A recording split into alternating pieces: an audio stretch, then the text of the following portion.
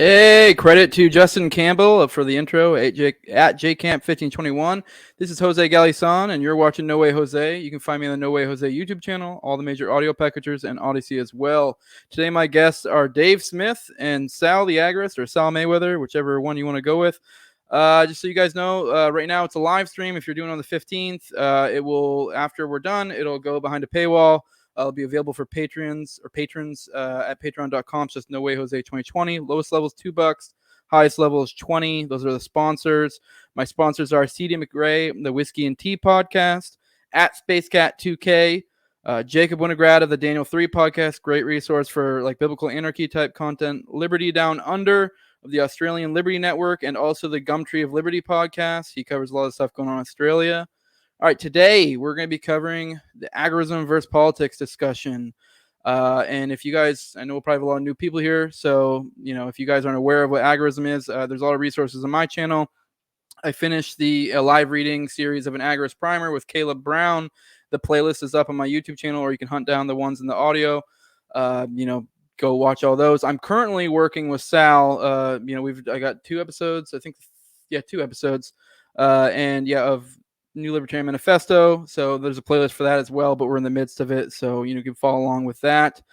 And then I do want to let you guys know, next week I have Marcel Dumas and Crip Daddy on to discuss the CNN N-word Rogan January 6th article, so that'll be fun. If any of you guys read that, it's absolutely ridiculous. So I have Crip Daddy covering the comedic angle, and then I have Marcel Dumas, who's a genius, to cover like the historical narratives aspect, because I go into that a lot. It will be very informative, and I actually think it'll be very funny. And I'm very excited for that one. That one's gonna be fun.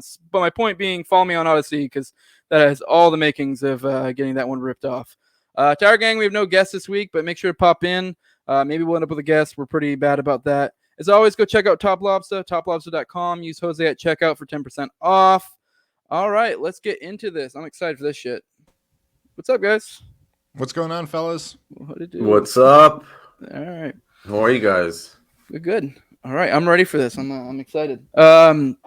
Almost excited as my N-word episode next week. But yeah, I was like, I want to do that one. Why'd you write me on this stupid episode?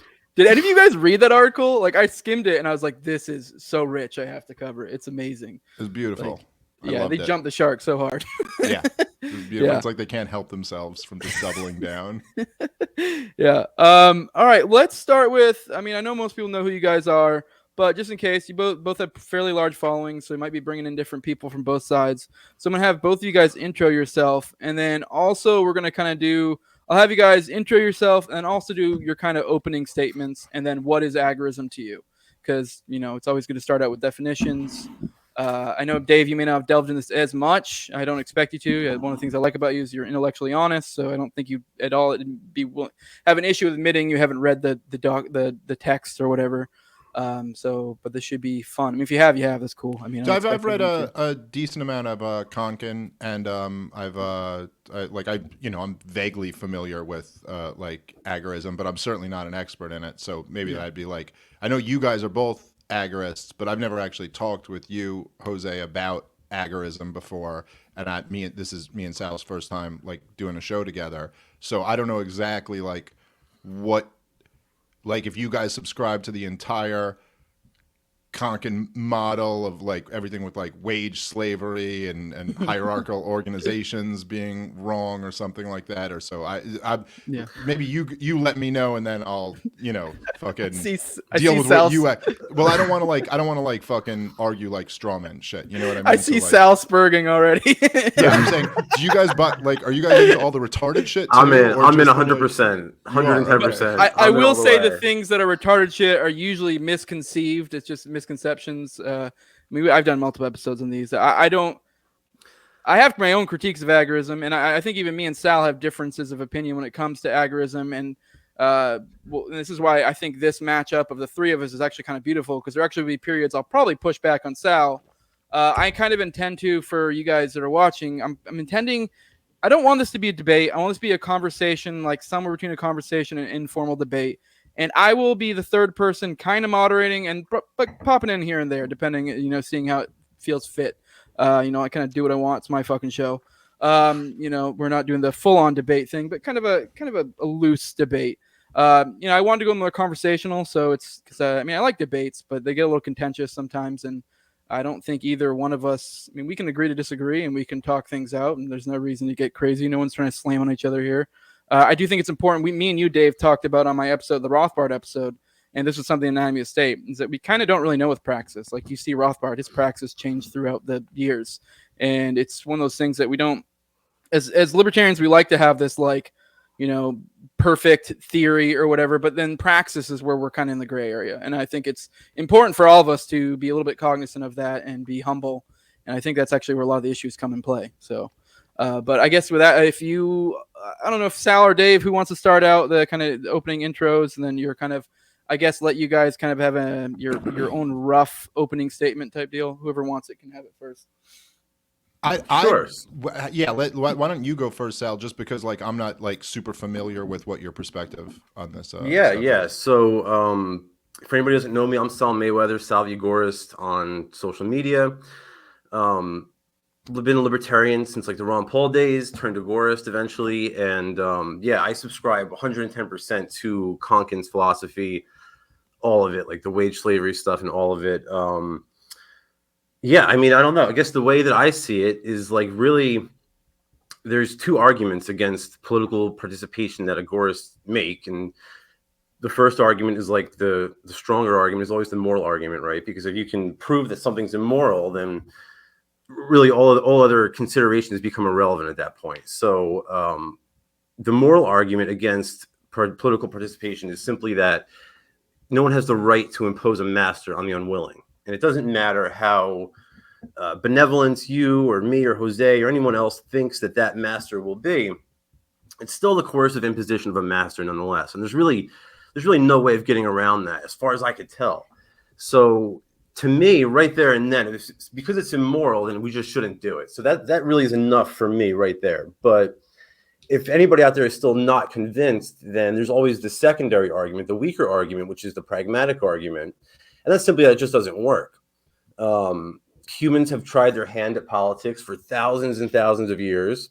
Not only has it not produced a state of liberty, but it's actually produced our current state of pseudo-fascism or this digital prison that we're all in. So it doesn't work. And the reason why it doesn't work is because the game is rigged. We saw this in 2008, 2012 with Ron Paul. We saw it again in 2016 with Gary Johnson. Once he met the polling requirements, the Commission on Presidential Debates just increased the threshold until it was just out of reach for him. So the game is rigged, and it won't work. And the response I get from a lot of the guys in the LP and the Mises Caucus when I say this is yes, Sal, we agree with you, you're right, but see, we're not actually we don't want political power is what these guys say. They say, this is really about trying to inform the general public about libertarian principles. These folks sort of try to masquerade the Libertarian Party as if it was some sort of educational institution, like it was a university or something. But this doesn't work either, because trying to teach people about the dangers of politics while campaigning is sort of like trying to impart the importance of pulmonary health while chain smoking Newports or downing double cheeseburgers from McDonald's. You wouldn't take either one of those actors seriously. And by the way, Murray Rothbard agrees with me on this.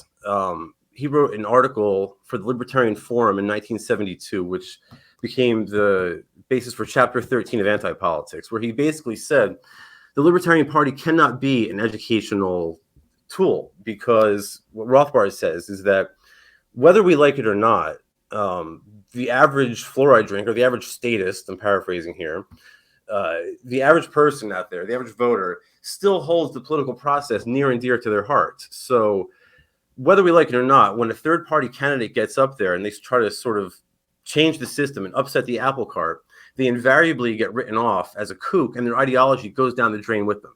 And Rothbard says, look at the Socialist Party of America, or whatever it's called.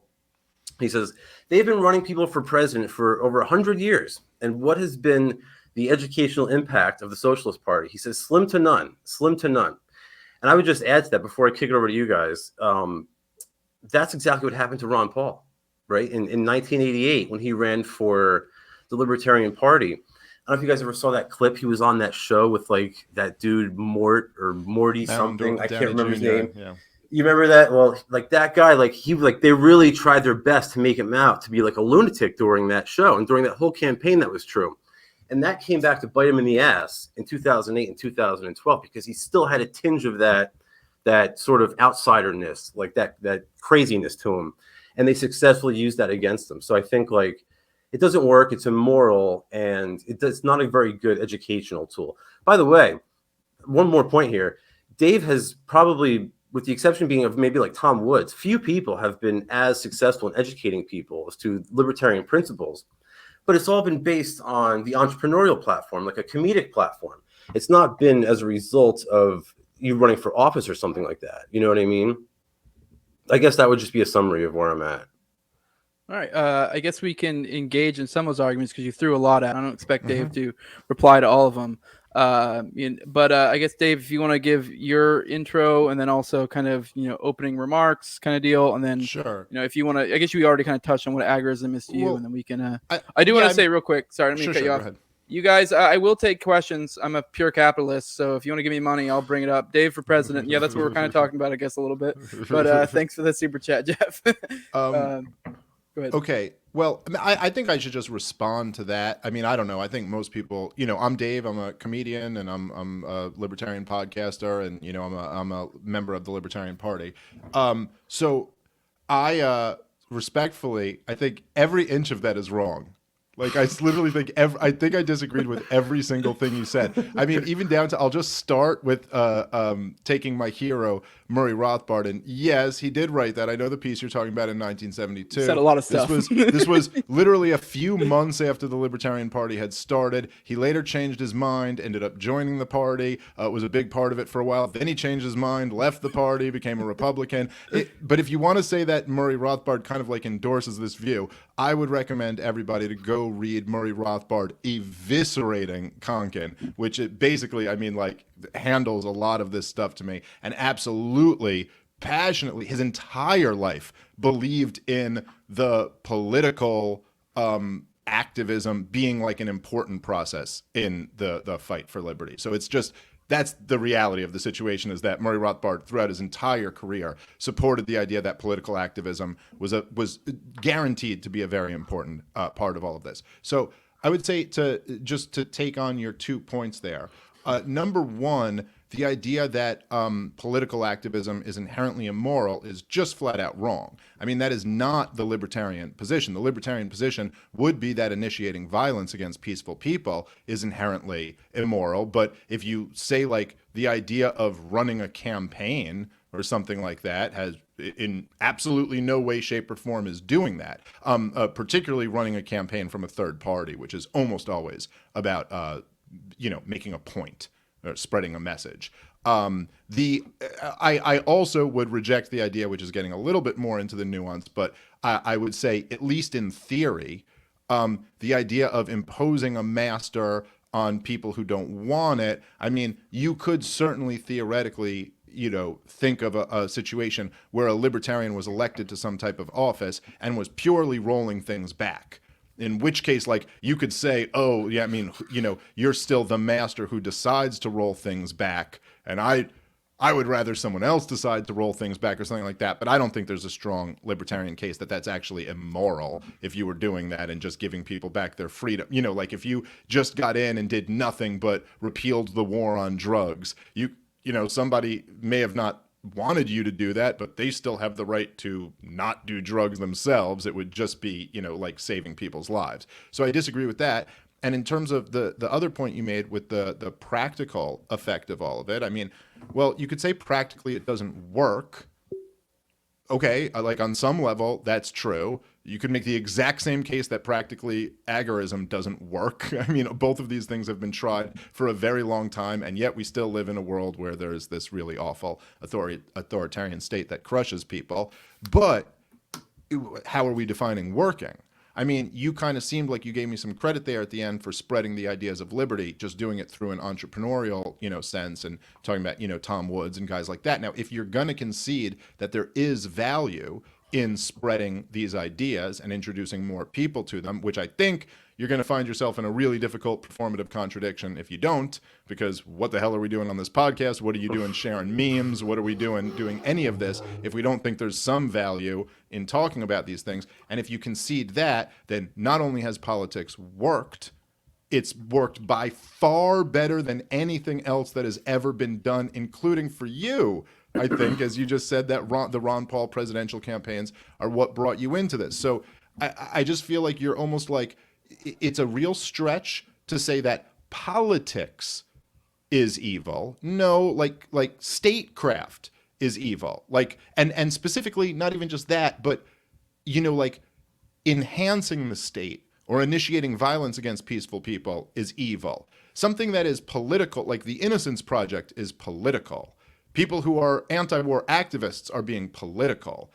None of that is anti-libertarian or inherently immoral at all. And I think that, you know, in terms of like, if the idea is that we think it's positive to roll back the state as much as we can, if we think it's positive to spread these ideas, I think living in reality would just kind of dictate that we acknowledge that there is this thing that is politics that can be effective at both of those. And in terms of the Mises Caucus guys, and this is the last thing I'll say, and then we can move on. But the Mises Caucus guys, I think typically the position is that, yes, in terms of national elections, that is usually what the goal should be, to spread ideas. And the Libertarian Party was started with the explicit vision of being an educational tool. And so I think that now on local elections, you want to try to find winnable elections and do good things. And, you know, a lot of really good things have happened as a result of local politics that I don't think serious libertarians, as much as we may like to live in a world where the state doesn't exist at all, I don't think we should just, you know, like turn our nose up at the fact that, like, you know, I don't know, if there's states that have decriminalized marijuana or you know, mushrooms, or, you know, states where or even counties where they've made concealed carry you know, legal. I mean, these are policies that absolutely should be supported. They save people's lives. This is like a very big deal. And so again, the only other thing I would say, and then is that I'm not like, you know, there's a little bit of an asymmetry in what our arguments are here, because I'm not telling anyone to stop practicing counter economics. I'm not telling anyone to stop joining the Republican Party or to stop doing all of this. I'm just saying, like, hey, look, this is what I think is a real good strategy. I think there's a lot of potential there. But, you know, I think you guys would be in the position of telling me to stop doing this. So I think, honestly, I think it's silly. And that we, as Jose said at the beginning, libertarians should be very confident in theory, very humble in strategy, and that none of us really know exactly what strategy would work. None of them have really worked so far. But what I got going here, I think, is a pretty damn strong argument that it should be pursued. All right, before Sal Spurgs, I do want you guys you kind of perfectly led into where I want to bring it. This is actually kind of a show of faith right here that I'm actually not. We didn't set this up to gang up on Dave. Not that we actually could. Dave is someone actually proposed that me and you do a debate, and I was kind of like, I mean, I'll do it, I guess, but like, I mean, I could be Dave. I feel like you're the kind of person that could argue the wrong point intentionally and still win just because you're such a good debater. Yeah, like, I'm not even a libertarian. This is all an act. I'm just good at this. Like, anyone who's watched enough debates has seen someone who has the right, or what you think is the right perspective, lose to someone who's far better at you know, doing the point. So I would lose no matter what I was arguing, probably to you, because I don't have those type of skills that you seem to have. This all seems like a technique. Stop kissing my ass. Just make your point. But anyways, I want to go into the moral argument, because, and the reason why I'm actually completely flipped with Sal on this one, because I have never, and I don't even think this is necessarily an essential tenet of agorism, because Konkin makes a point to kind of, you know, emphasize a matter of you can take multiple routes to kind of get to his conclusion. Like, you can use the moral, the practical. I actually don't value the moral as much, but I've never been able to even wrap my head around it. I can't wrap my head around the aspect that in all political action is immoral. So I just can't even, I can't. Like, I take the Spooner approach of, it's essentially, to me, like, say something like a vote is a power, coercive power, giving you a choice between two things. And I take the practical argument of, generally speaking, it's not to your benefit to make that choice. But like even then I could contrive a situation in which I would vote or whatever, because at the end of the day, like I said, it's a coercive power. So in my point, the only difference is degree between, let's say some person with a gun comes and takes my wife, and some random person puts a gun to both their heads and says choose. Like, obviously I'm going to pick my wife every time, and that in my head is no different than a fucking, like, at least in principle, is no different. The degree is obviously different. And I would make the practical argument that obviously that's not the case, and so it's different for every vote. But I could contrive of a quote unquote vote that I would vote for. It's very rare. But point I'm getting at is I can't even understand the moral argument. So I guess I want to give you guys a chance to kind of go into that. I'll step back, let you guys have that argument, because I actually agree with Dave on the moral argument. I don't see a moral argument for it unless you have some sort of weird moral system that dictates the results or what make it moral or not. That's the only way I can understand it, which is kind of a wonky morality to me. But I'll let you go, Sal. Well, it's not that you can't prefer A to B, right? It's totally fine to say A is preferable to B, but it's the point is to recognize that neither of them are satisfactory, neither of them are sufficient, right? Only freedom is sufficient. So yeah, I mean, it's totally, like, of course, Ron Paul would be a better president than Barack Obama would have, but I don't need a president. Even Ron Paul, as good of a guy he is, as wonderful of a man that person is, I still don't want him to tell me what to do. But in terms of the moral argument, I guess I would just say that, like, yeah, I mean, it's not that you can't prefer one to another. It's just that we recognize that neither of them are satisfactory. The only sufficient condition is me being free. That's the only acceptable take. Well, I mean, yeah, the word, I don't think the words satisfactory and acceptable are exactly right. I mean, perfect kind of seems like the word to describe what you're saying. Like, I don't know, I'd be pretty damn satisfied if Ron Paul was elected president, and it certainly seems preferable to me that he would be in there to Barack Obama. Look, this to me is just classic, like, making the perfect the enemy of the good. And so I understand. Yeah. I mean, look, again, this is why, like, theory is one thing and real life and practicality is another. And I don't mean to say, like, there are weaknesses in having that outlook, and you don't ever want to sacrifice too much of your principles in order to say, hey, well, we have to do this because it's real life or whatever. But the fact is that, like, if you had two people, like, even in Jose's example, if someone, Jose's gone. If in Jose's example, where, like, if you had somebody holding a gun to someone's head, and it will even make it a little bit different than his, where they're like, hey, we're gonna kill your wife unless you give us $100 or something like that. Of course. If I give them $100, I don't think that's me endorsing the system of them extorting me. It's just going, hey, look, this is the reality. There is a person right there with a gun, and this outcome is way more moral than that. And to just simply add in that situation, well, I don't think that's good enough. I think the best situation is there's no person holding a gun to my wife and no one gets extorted. Like, yeah, I mean, that is better. But given this situation, if two people ran for president, I mean, if someone ran in the next election, let's say, we just had a choice between a Democrat and a Republican, and they were exactly the same on everything, but one of them was like, I'm going to end all the wars and end all the COVID restrictions. And then on everything else, they were terrible. Absolutely, I'd go vote for that one person and do it with a completely clean conscience. And the idea that, like, I'd be like, well, no, because this isn't perfect anarchy, I can't vote in this thing where, like, millions of lives are going to be saved. To me, it's as much as I love, like, libertarians who are great on theory, to me that's the worst of the caricature of libertarians who are great on theory, who are completely removed from the real world. Well, I mean, I guess the only point I would say, welcome back, Jose, is thanks for joining us to your own show. Yeah, I mean, I don't really necessarily disagree with you that, if somebody has a gun to your wife's head, of course, you do whatever you have to do.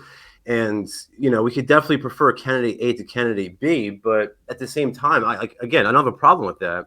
But I do think it's important to recognize that as a voluntarist, as an agorist, the only acceptable state is freedom. And it's like, if you engage in agorism, then like the COVID restrictions, all that stuff is already out the window because that doesn't apply to us. If your strategy is one of civil disobedience, then the state's mandates are already irrelevant. You've already superseded that. You've already defeated that. Like there's no point in having these conversations because you're already not complying with the law.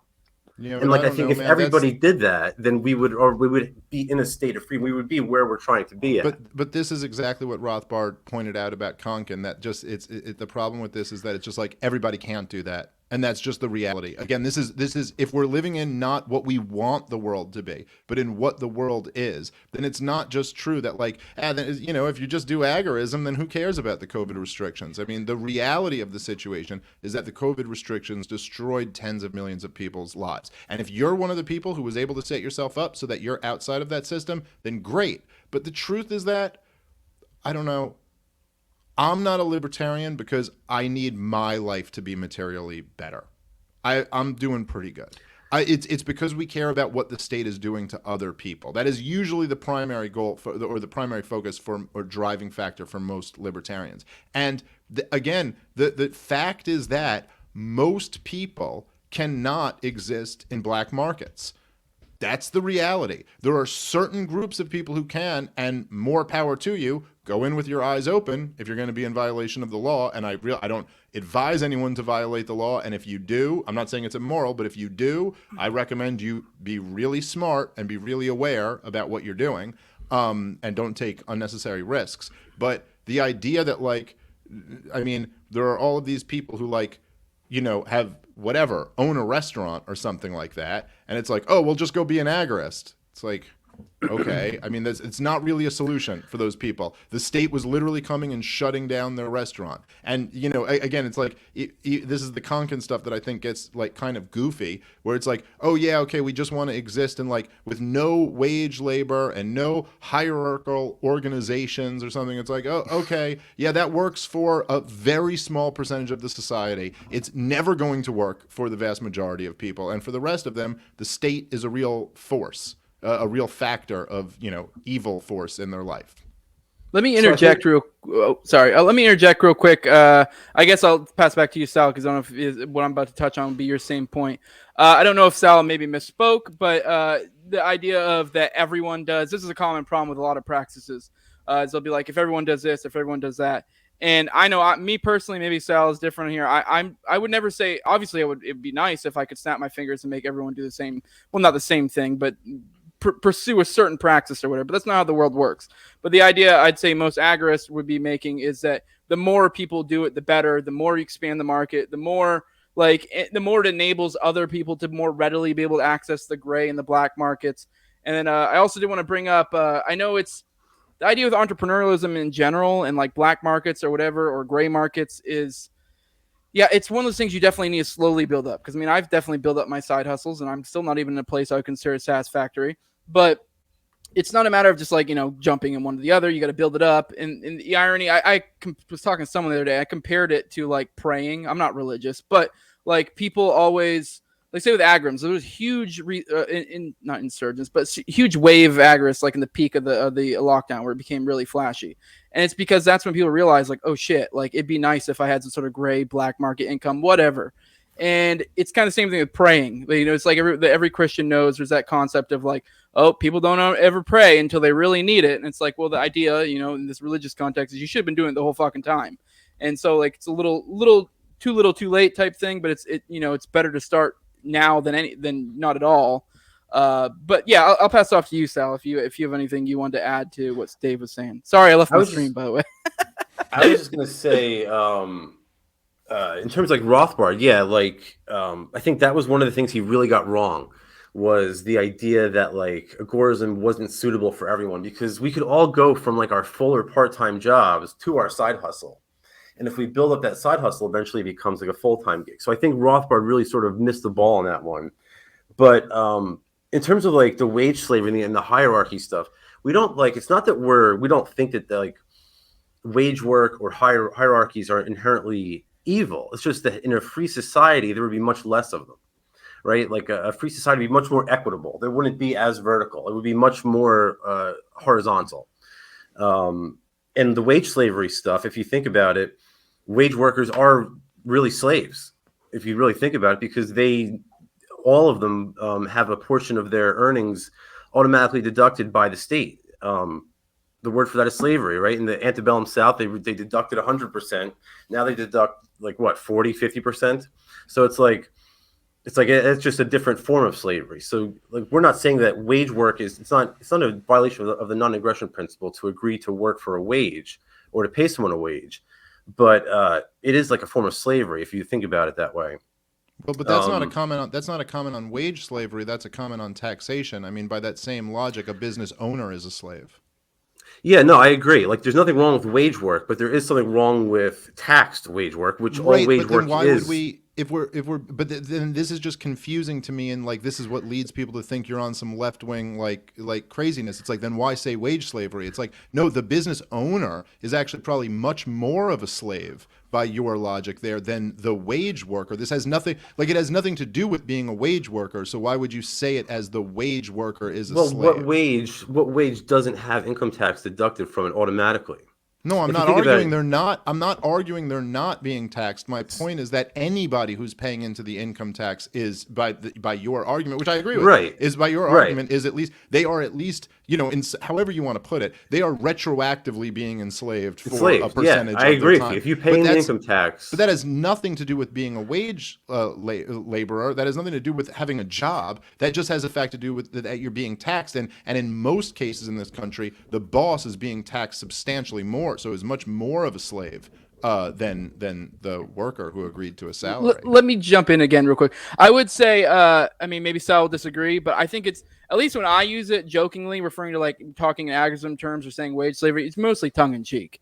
So I don't literally think it's wage slavery. I mean, I can see how that's confusing, and I want to go into later into our critiques of our own certain positions, and that's very much tied to my own position. I do think there's some issues with rhetoric. But yeah, I don't know if you want to add on that, Sal, or not, because it does seem just to be it seems to be an optics issue when it comes like to a semantic thing. I don't think it is. Yeah. I think really, I truly believe that if you automatically have a portion of your earnings deducted by Nancy Pelosi, then you are enslaved to her. I think that entrepreneurs they're better positioned to minimize their tax burden. I won't say you should avoid taxes because I'll go to jail, but entrepreneurs are better positioned to minimize not only their own tax burden, but that of their employees. So it's sort of, you almost have like a multiplier effect if you engage in entrepreneurship. And the other benefit to entrepreneurship as opposed to wage work is that, you know, as Austro-libertarians, we know that in order, like, the entrepreneur is the one who allocates resources in a free market. So to allocate resources away from the state, you have to be an entrepreneur to do that. But I do want to jump back to like something that was said earlier about like how Agorism doesn't work and stuff like that, because I really couldn't disagree more. I really think that Agorism is the only thing that works. And I know, like, I don't want to sound like I don't have a deductive proof, like concrete, like 2 + 2 = 4, that everybody else is wrong and I'm right. But I think that by virtue of Agorism being the only logically consistent version of libertarianism, it sort of suggests that it's much more likely that this is the right version of it. But if you think about it, like, Konkin died in what, 2004 or something like that, and in that time, think of the progress that we've made. We've had the Bitcoin white paper to disintermediate the Federal Reserve. We've had Uber and Lyft disintermediate the taxi cartels. Airbnb, other entrepreneurs have disintermediated the hotel cartels. We've had the 3D printed gun. Ivan has come out with the FGC9 and Jay Stark and those guys. We're tokenizing securities. We're trading them on decentralized exchanges. We're moving from DeFi to DarkFi. So like, Agorism is providing the solutions, whereas I think all other solutions, whether that's the Paleo solution or the Mises Caucus or anything else, it's sort of like pouring resources into something that doesn't work.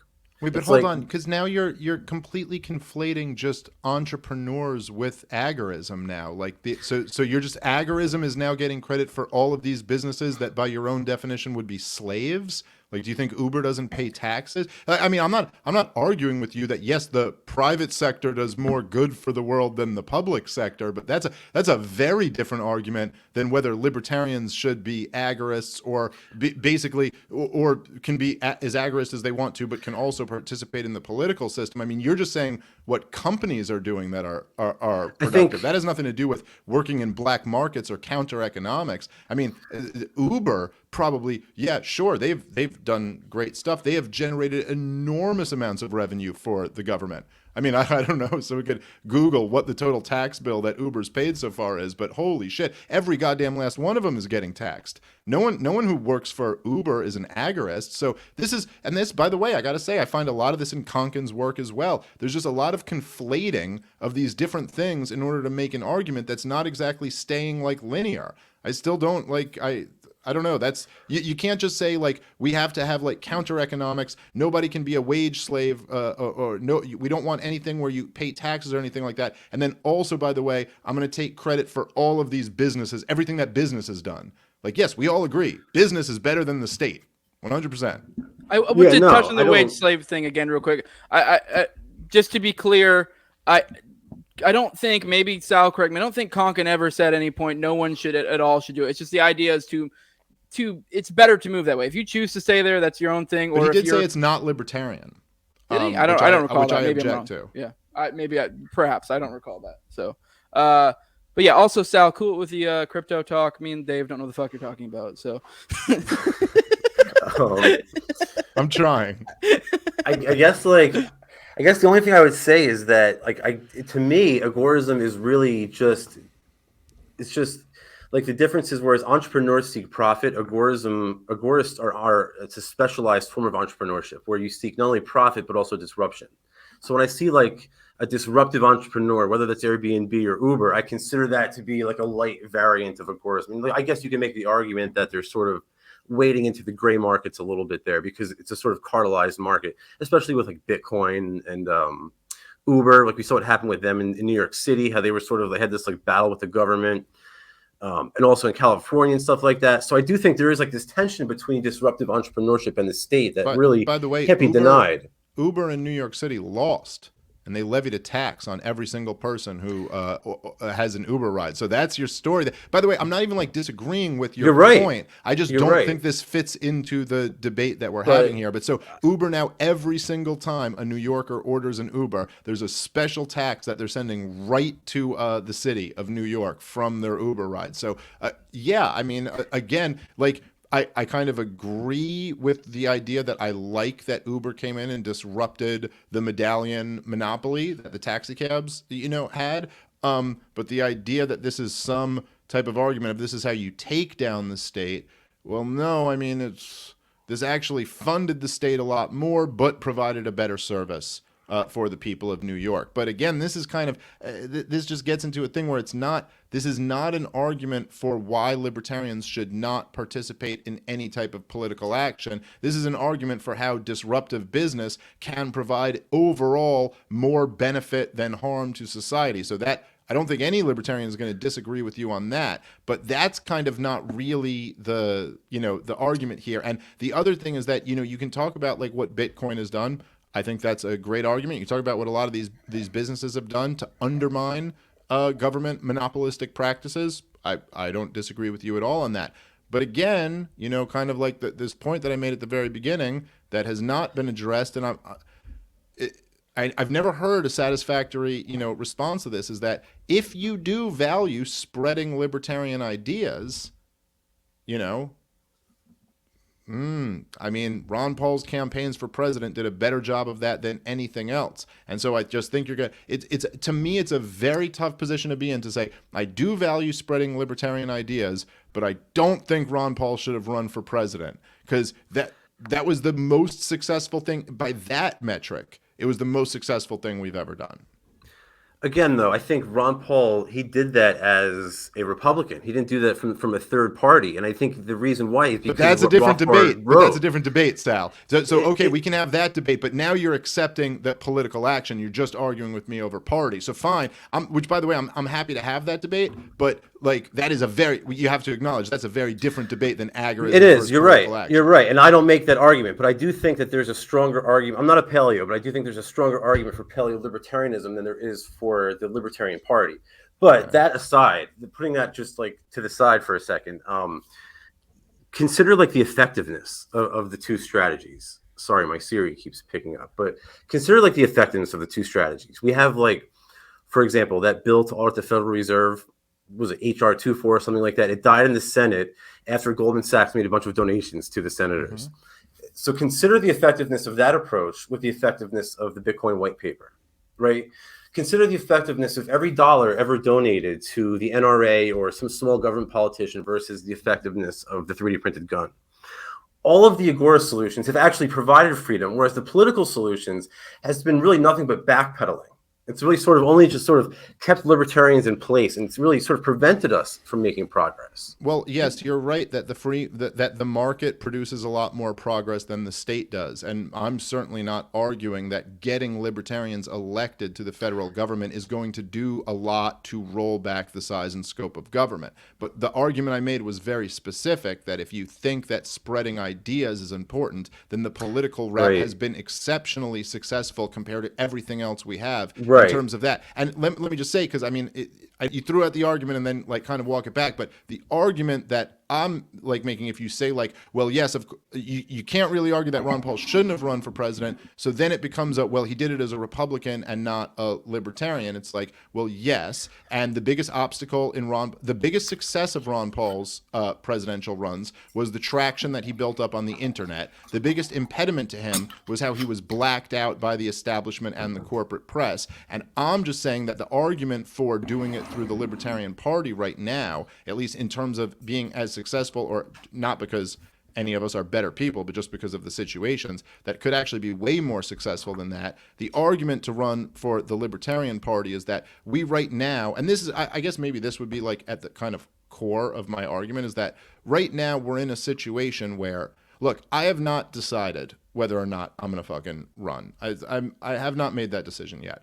And I'm not like saying that in some politician way. That's the genuine truth. I have not made that decision yet. But I've been very honest about it, that I'm considering it. And there's a lot of people who really want me to do this. And I can tell you right now that because I'm talking about this, just because I've floated out the idea of doing that, the excitement that it's generated, not only from like like a huge group of libertarians, but from some of the most influential members of like the most influential people in the country right now in the alternative media, are all asking about this, are all excited about this. If we value spreading these ideas right now, if I were to run as a Republican, I'd literally never even make anything. I mean, there's no chance that I could do a thing. But running as a libertarian, I'm in a situation where it's very realistic that I could have the endorsement and support of probably 10 to 15 of the most like influential people in America right now, all getting on board with this thing. And just to Jose's point before about like being somewhat humble with strategy, like the idea that should just be dismissed as like, oh no, that's obviously the wrong move. That obviously wouldn't help anything. It's so from an a priori perspective, so clearly immoral that you would try to do that. Is like after a while, dude, it's like, dude, it's kind of fucking insulting. And it's like, I don't do this with anybody else's strategy. I'm never telling any agorist, hey, that's stupid. You shouldn't be fucking selling shit on the side. That's never going to work. Yet all day long, I get these people telling me that this strategy, which by the measurement of spreading the ideas, seems to be more effective than just about any other strategy that anyone else has going on. How they just know for certain that this is wrong. And I don't know. I'm just not seeing it. I'm not following the linear argument here as to why this is so inherently something that shouldn't be done. So let me try to help. You said a lot there. I don't know if we'll be able to remember everything, but I guess the main point was like spreading like the ideas and stuff like that, how effective Ron Paul was. So Per Byland, who from the Mises Institute, the economist at Oklahoma State, he's got this article called "The Savior Complex." Also became part of anti-politics, and essentially, he really convinced me here. Basically, what he's saying is like, yeah, it's a noble and commendable goal to try to bring people to these ideas, but you only get 70 to 80 years on this planet with a whole lot of luck. So do you want to spend that time trying to convince people that they're not slaves and that they should be free and that they should allow you to be free? Or would you rather spend that short period of time actually living free, actually being free? And again, the benefit of it is if we all actually live free, then the state sort of withers away. It's like it's just tying off a vine, right? So, by the way, how do you get there without convincing people of it? If we all just live free, like what are you doing here on this podcast with economic incentive? People? But have people adopted Bitcoin because they read Mises, or have people adopted Bitcoin because it makes financial sense for them? Probably a mix of both, but more of the latter group. Exactly, yeah. So I think that it's more likely that people adopt these ideas vis-a-vis economic incentive than vis-a-vis political persuasion. History shows that the latter is much more effective than the former. But the other thing I wanted to bring up real quick is you brought up like humility and strategy. And I agree with you. Don't get me wrong. I hate that we come off as like, I guess this is really me more than other Agorists like Jose, who's much more diplomatic. But like, I do really believe that all other strategies are wrong. And the reason why, it's not that like some sort of supremacy idea or it's complex or something like that. But I sort of think of it like science, it's almost like if you told Galileo, who like when he told the whole world that the sun is the center of the universe, guys, and you were just like, hey Galileo, why don't we all just use our own theories and we'll all just see what happens. Yeah, you can use a logically inconsistent theory, but every time you try to apply that to the real world, you're going to wind up with irrational and nonsensical results. Like, for example, getting 3% of the vote against the two most unpopular candidates in electoral history. Right? That's what happens when you use a logically inconsistent theory. It's the same in the natural sciences, and it should be no different in the social sciences. Well, no, I mean, that's what happens when you're on Gary Johnson and Bill Weld, sure. But, that's, I mean, that's kind well, that's the other thing. Like, are they even libertarians? Like they weren't, like, Gary Just Bake the Cake Johnson wasn't even a libertarian. So it's like the best he could do is 3%, and he doesn't even represent my views. So it's like at the end of the day, the only person who's going to represent your views is you. Right, a lot of people may disagree with you or Ron Paul. They might have one or two disagreements here or there. The only one who's going to represent you and your beliefs is you, and you only get that through entrepreneurship. You did start off by saying you agree with Konkin on everything, so I don't know if it's true that the only person who represents your views is you. I don't know. Look. Again, this is kind of like, I just feel like a lot of things are being conflated here. To say that if you're going to agree that there is value in spreading the ideas of liberty, like if you're going to say there's not, then fine, we could have it, then we could go down that path. But if you're going to say there is some value in that, then okay. Now, does that mean that therefore the standard is, does the value of that supersede or do more good than every other value and positive thing that you can do in the world? I mean, that's not exactly the claim. But if there is value in spreading the ideas of liberty, and again, as I said, if you're stuck in a position here where if you say no, then it's like, what the hell are you doing on this podcast? You're in a performative contradiction. Why are you sharing these memes? Why are you even like putting your voice out here to begin with? If you're just saying, well, there's no value in that, and instead I can just go do, start some business or do some counter-economic thing, then go do that. And then what's the point of doing any of this? But if there is some value in that, then I don't know. I mean, say like me getting the enthusiastic support of Joe Rogan, Tim Pool, Kennedy, Dave Rubin, fucking Greg Gutfeld, like all of these influential people. I go, well, if we do value spreading the ideas of liberty at all, shit, that's a really huge opportunity for like the most badass speaking tour that libertarians have ever had. So I don't know. That seems worth pursuing to me. And so I just feel like we're not. No, we're doing that anyway. No, you're going on all those shows and talking Jeff Dice, which is great, but we're doing that anyway. So why change what's already working? Listen to me, man. When you go on these shows, the excitement in their eyes that there might be a political run coming out of this. This is like why when you mention, listen, people at every single one of the people I just mentioned, all of them, they ask, who's going to run as the LP candidate for president next time? Are you actually going to do it? Is this real? Are you going to do this shit? And they get excited. None of them are asking, hey, I heard the Mises Institute put out another Hoppe book. This is fucking crazy, man. Now, we may not like that. You know what I mean? But right. yes, okay, fine. But it's also, Sal, the world we live in. And at some point, we have to start dealing with reality. And so, yes, this is not because it's a perfect world. But in this reality, in this world, this is the type of thing that can, yeah, look, I mean, if the world was perfect, then like Ron Paul never would have had to run for president. He could have just kept saying what he's saying. Ron Paul right now should be generating just as much enthusiasm as he did in 2012 just from doing the Liberty Report. But he's not, is he? And why is that? Because it's not attached to a presidential campaign. And that's the way, maybe it's part of the status system we live in. Maybe it's also just part of our dumb monkey brains that we're looking at who's vying to be the alpha monkey or whatever. Maybe there's some evolutionary answer for it. But that's, if you're talking about what actually gets people excited, and everyone can see this, which is part of the reason why like so many people have something to say about the fucking Mises Caucus, because you wouldn't have anything to say about it if it wasn't generating all of this success. I see like you don't see people all day, commenting on whatever it is, the Republican version of the Mises Caucus. Who do you see all day in the Mises Caucus who's talking about it? No one. Because it's not generating any excitement. So who cares? The only reason why everyone's talking about this is because it's generating so much enthusiasm. And so, but that in itself is kind of the point. Is that like, if done the right way, this can generate enthusiasm and spread these ideas and be like, hey, people, come look, there's a thing to be a part of now. There's a thing that we're doing and it's based around these ideas. I think there's real value in that. That's not to say there's more value in that than anything else in the world that could add value, which is why I would never be in the position of telling anyone not to start a business or that is not a way that you can, undermine the state or something like that. But I think it's really silly to be telling people not to be in this business, also. Let me jump in here. This kind of ties into, I guess, we brought up the Ron Paul thing before, and I think I have a slightly different perspective on it than Sal does. I watched a couple of my old episodes with him a while back to kind of prime myself for this.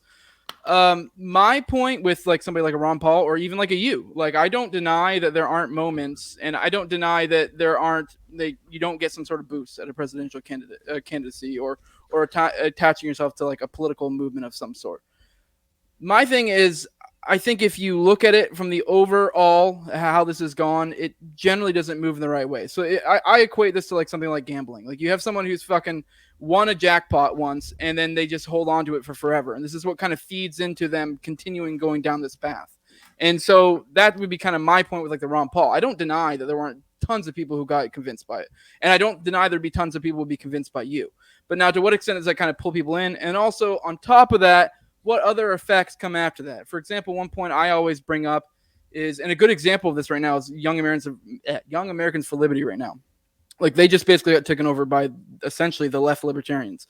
They've been basically infiltrated. I don't know if you've been following that story. Mm-hmm. Yeah. And that's kind of a example of what I'm getting at is that, yes, you can have these movements that get these big, people get inspired, get moving into them. And don't get me wrong, there's positive effects, but I think there's also negative effects we need to.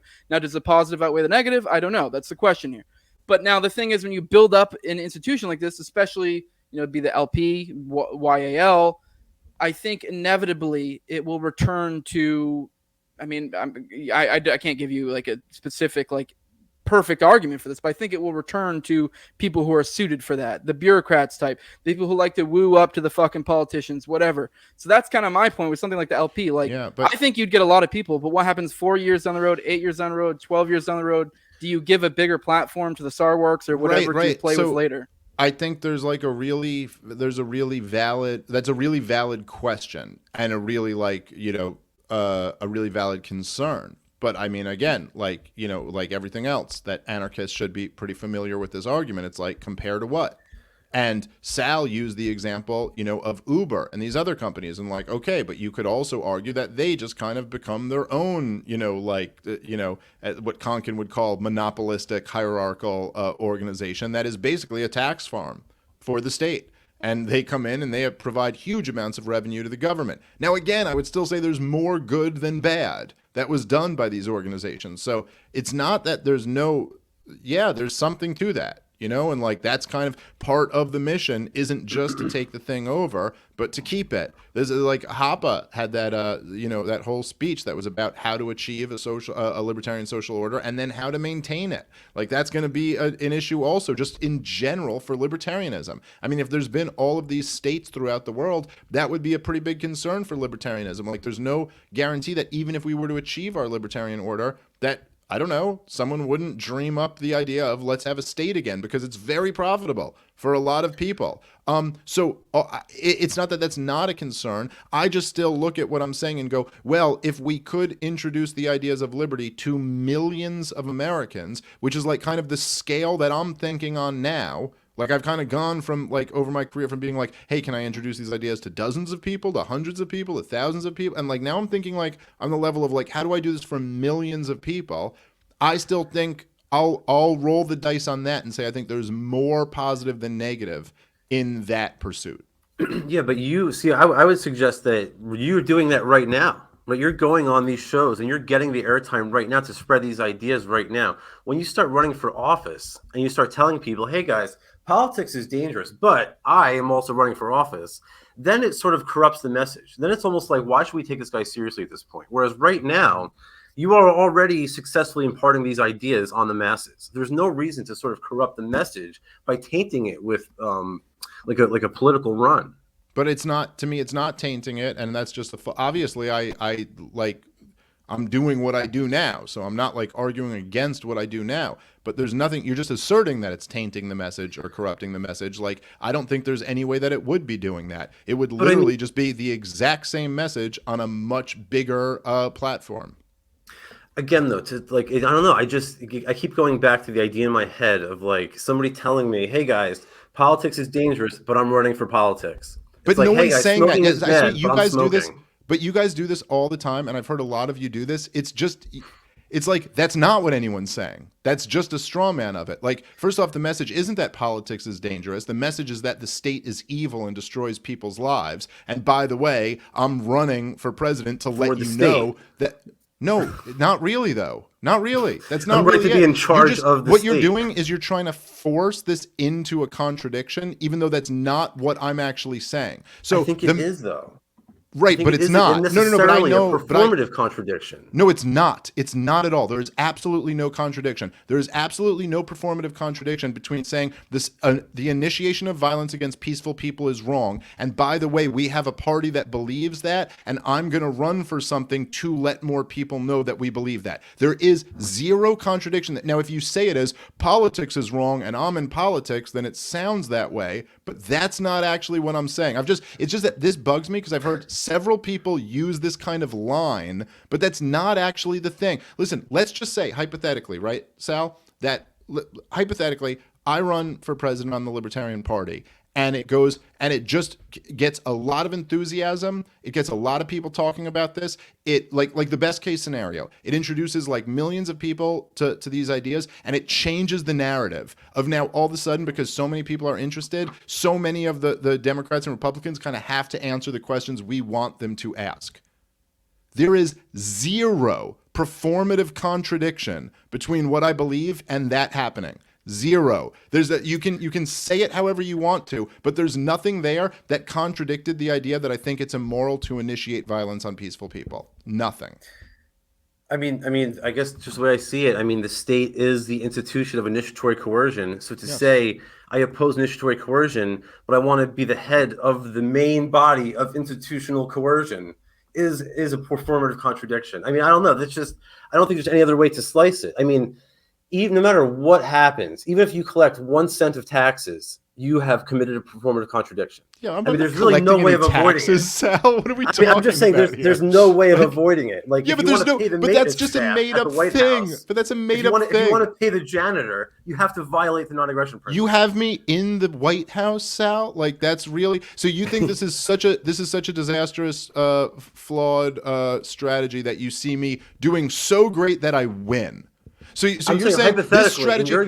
No. In order to make it a contradiction, you had to put me in the White House. So, okay, Sal, I'll say this because I don't just simply live in abstract theory in my head. I believe in principles, but I live in the real world. If I win the presidency, 70 million people voted for the radical ANCAP libertarian who's just I know preaching that's not gonna Rothbardian shit. No, I'm saying yes, but you just laid out the case. So let me say, in order to make this a contradiction, you had to have me winning 70 mil or 50 million votes, whatever it would take for a third party to win. Just to say it is a contradiction.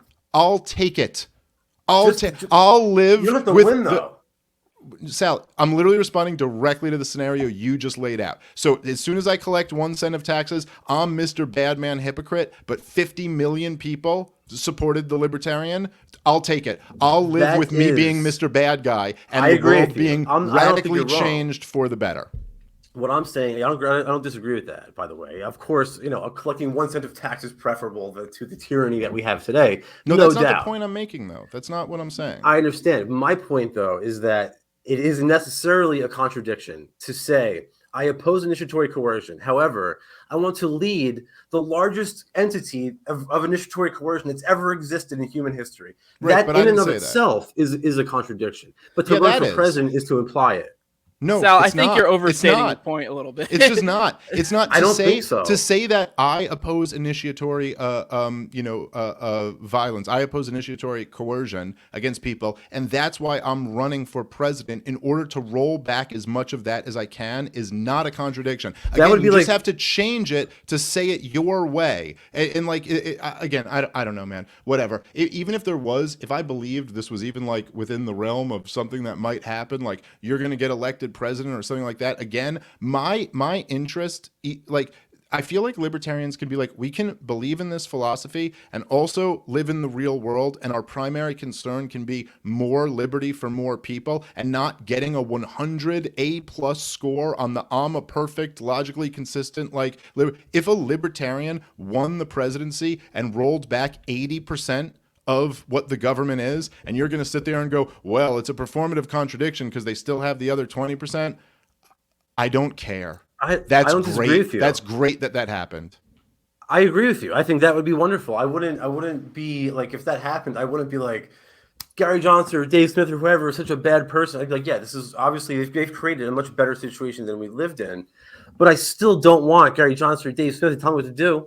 I don't need another human being to dictate my life.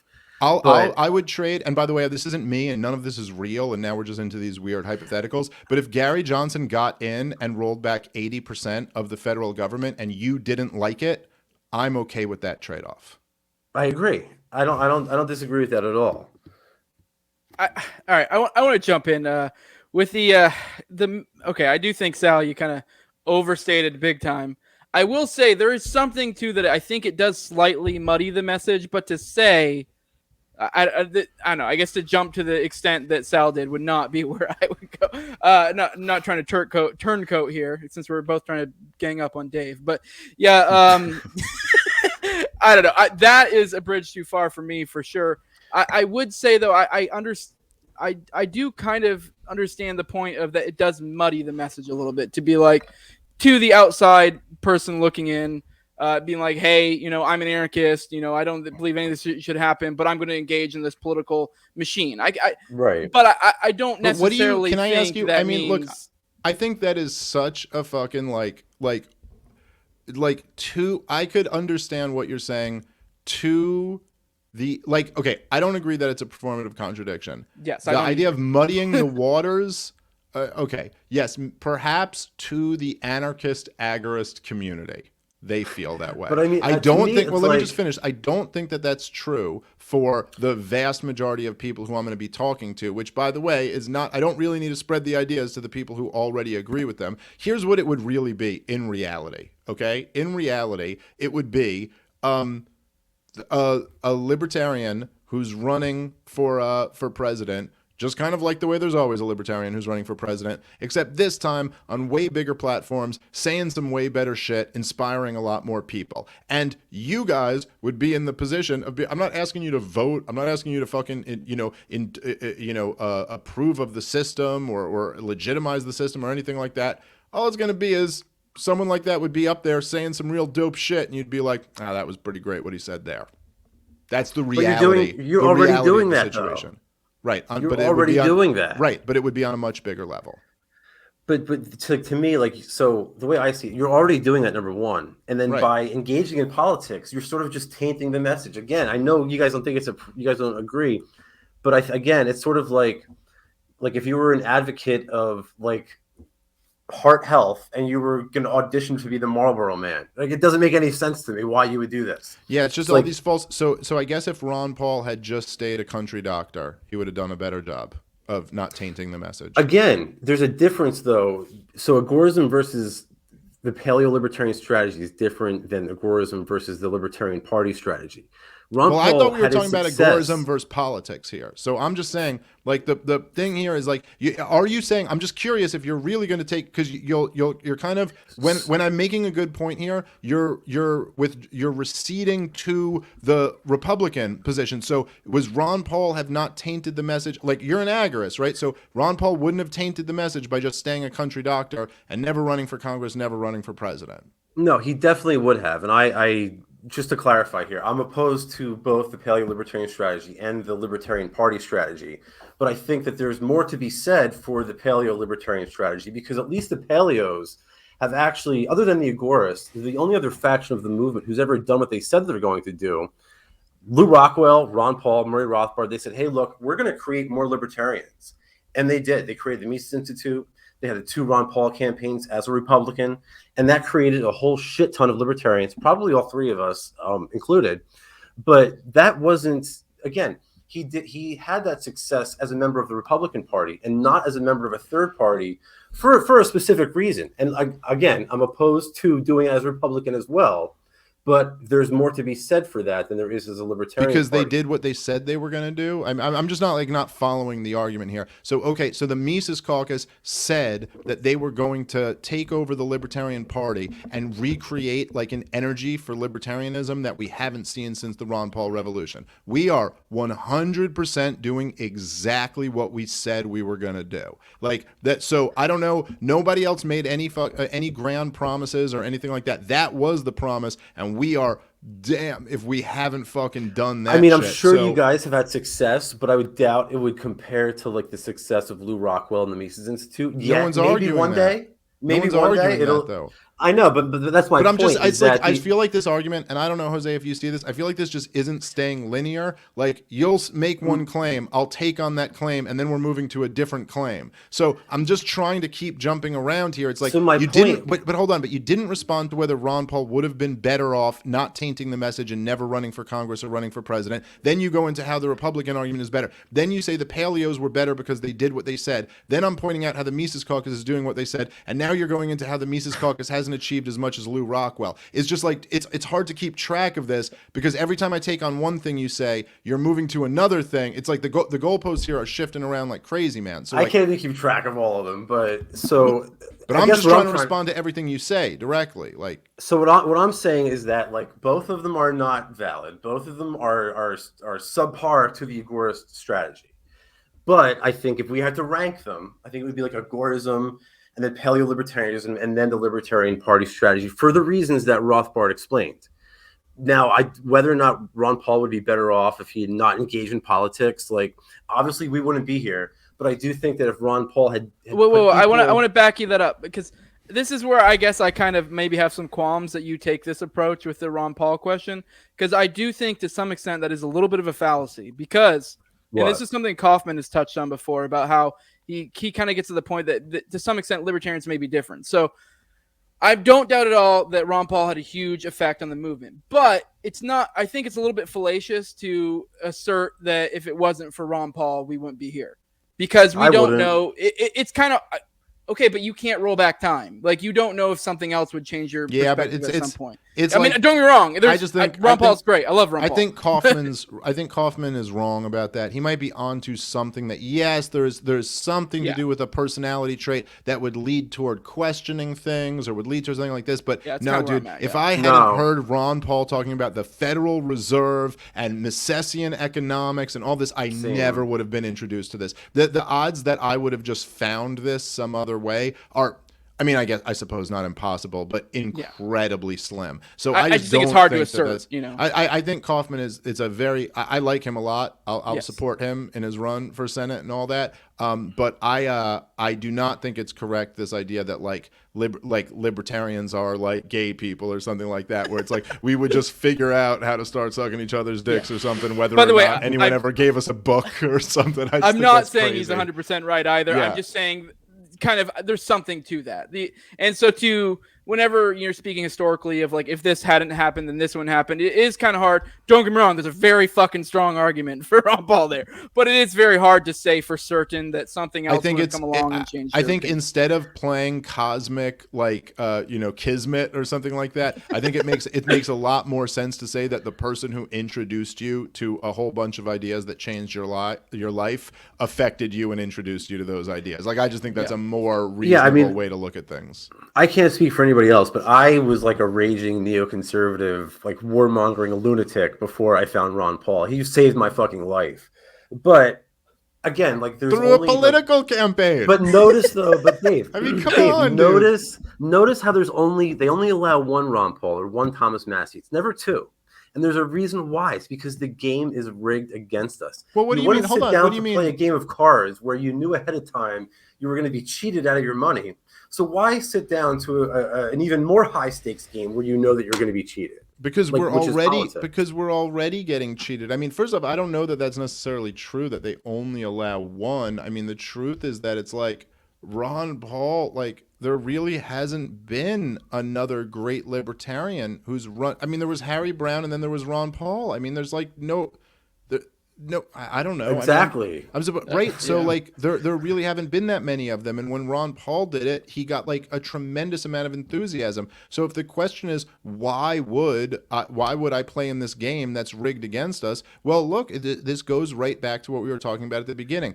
I think it's really valuable and important to introduce as many people to these ideas and get as many people like passionately on board with them. I think that helps our cause. I think whether that's the like people doing counter economics or people doing stuff like the Free State Project or people doing homeschooling or people doing the Republican activism or the Libertarian Party activism, I think it helps all of our causes if all of a sudden in a couple of years from now we had 20 million more passionate libertarians, and I really believe that that's achievable. Like I'm like very convinced of. I know if little old me has just been able to do what I'm doing, and I've created like tens of thousands more libertarians, that it's absolutely possible to create 20 million more. That is my belief, which I think would fly in the face of Jeremy Kaufman's kind of view on things.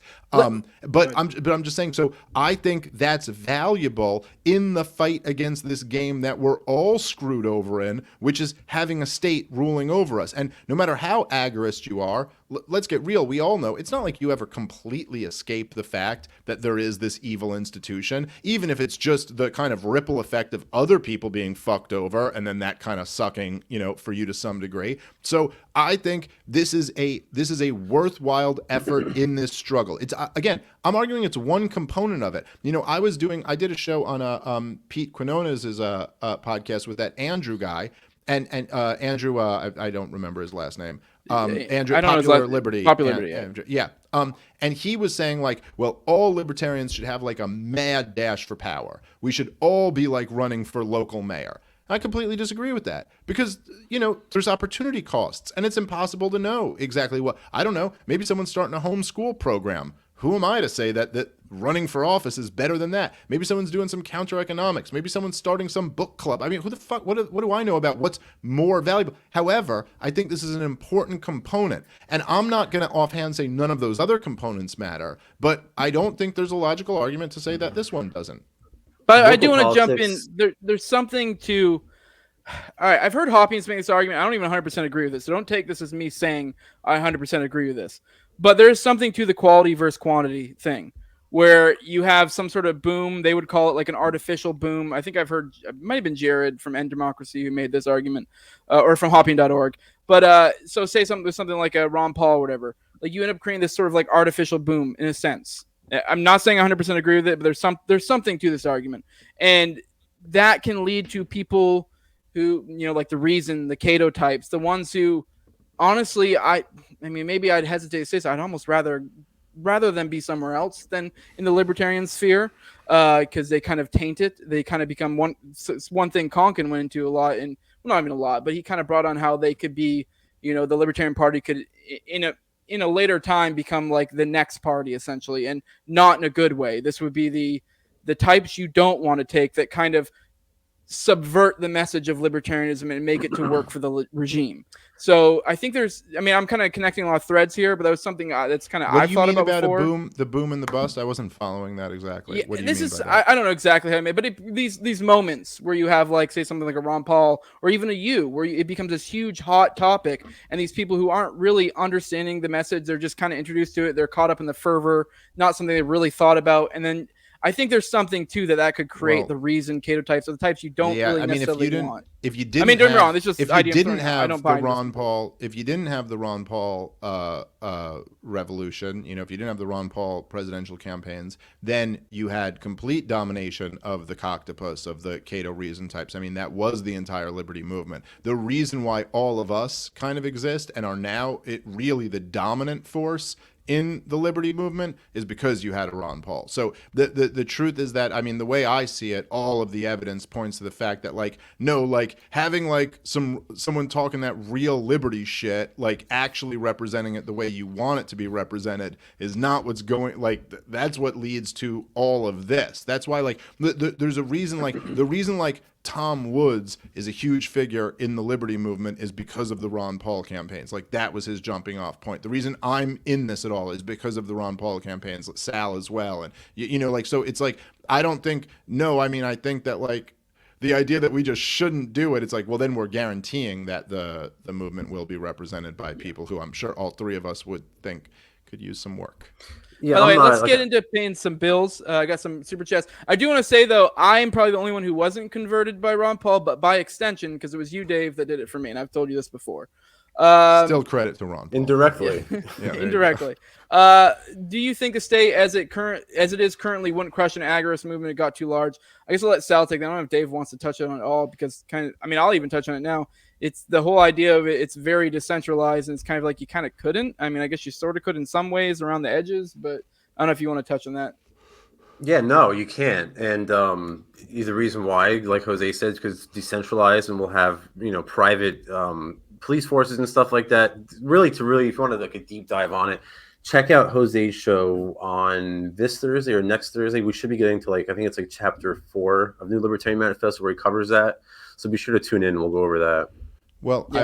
I would just say that if we're talking about, I feel like the term is a lot of things are kind of bleeding into each other and getting conflated here, but it depends on what you mean by agorist movements or whatever. But if you're talking about the state crushing agorist activity, that happens all the time, constantly. Yeah. It's one of the awful things the state does. But yeah, black markets constantly get crushed by the state.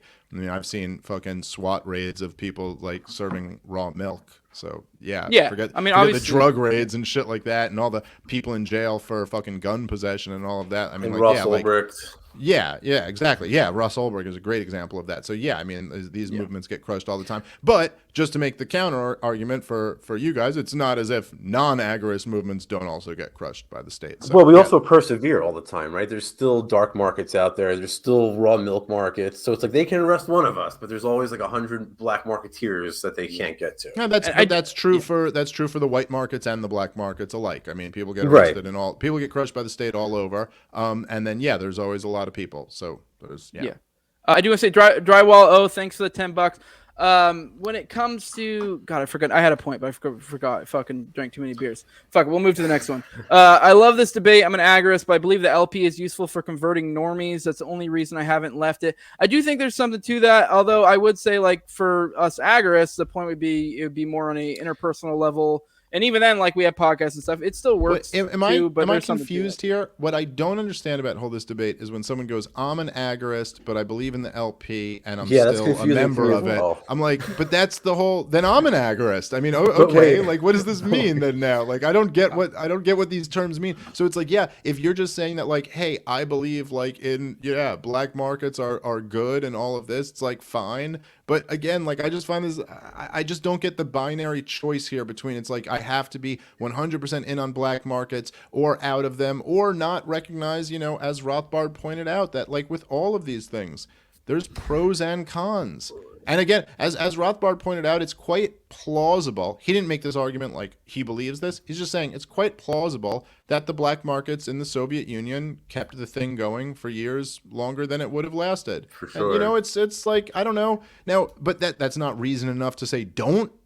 That's not reason enough to like condemn black markets. But all this shit, it's like the idea that you have to choose between like trying to avoid the tax man or like sharing a video that Spike Cohen made that was like some really great shit he was saying is like, this is silly to me. There's no like choice here.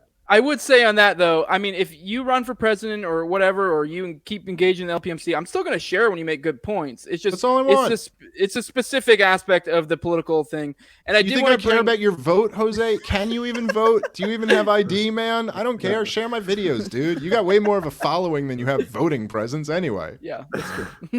that is, I've always joked that like voting is retarded, like on an individual level. Like even if there was merit to voting, it makes more sense to just convince other people to go vote. And then just don't do it yourself. People gave me so much shit when I said that I didn't vote for Jo Jorgensen, and I'm like, I had her on my podcast. Like, that's so much more of a contribution to her campaign than me just like one more vote. Anyway. Yeah. No, yeah, one vote is a drop in a fucking pond. God, what? Damn it! I keep fucking remembering the point I was going to bring up earlier. Here's Top. Bringing some shirts to give Dave at the Florida convention, but just blank black tees. By the way, I'm trying to convince Sal to go to the fucking. That's really funny. TopLobsta just giving me like Hanes shirts. I'm trying to convince Sal to come to the Florida convention because me and him. I'm going to come and hand out copies of my book just to do that. Convert people. To convert people. Yeah, I love LP events. It's fun. Yeah, I guess it makes me not an agorist, but I don't. Are you're in Florida, Sal? Yeah, St. Pete. How is that? Where is St. Pete? Is that far from? Right by Tampa. Okay, so come on out to Melbourne. Convention? In Melbourne, I'm going to be there this weekend. It's like 45 minutes from Orlando. Jose's giving me a ride. You're coming to that, Jose? Oh yeah, I'm coming. I'll be there Saturday. Oh fuck yeah, dude! That day. Fuck yeah, dude. We'll all hang out. Yeah, no, I'm really looking forward. It'll be fun. It's gonna have Clint from Literally Lockdown will be there, Cole from Tower Power Hour, and then one other. Oh shit! Top. The whole crew's gonna be together. Well, everybody but Toad and Reed. So the way I like it. Him, but yeah, exactly. Fuck Screw those guys. Oh god, I keep remembering the point I was gonna bring up. I have too many birds. Oh, I want to know what I want to bring up. I want to bring up the idea of when it comes to like agorists and like crushing agorists or whatever. It's Konkin literally brings up in his books the idea that you're kind of balancing pros and cons. Obviously, you can fuck up your math sometimes, but the idea is not to be entirely the guy living in the woods, growing your own food, doing everything counter-economically. You're kind of weighing the pros and cons, what you can handle at a subjective level. And so when it comes to like, crime stuff, obviously be cognizant of what's going on. And if you're going to do it, don't just be an idiot and be like, I'm just going to go do illegal shit and fuck whatever results may come. No one is saying that. Like if anyone's saying that's fucking retarded and probably either a fed or an idiot. So don't listen to them. If you're going to engage in the counter economy, do it with he literally had a formula in his books about like, kind of like if you knew this is a fine for this, obviously this is more clean than how the state works, but just kind of the rough idea. Like if your profit outweighs your potential cost, then move forward. Like that's what makes the most sense. So when it comes to like crushing agorists or whatever, the black markets, yeah, they may get individuals, but I would kind of make the argument like, well, they did their math a little bit bad. Right. So, that's fair. That's a fair point. Yeah. Some of you have anything to say to that, so?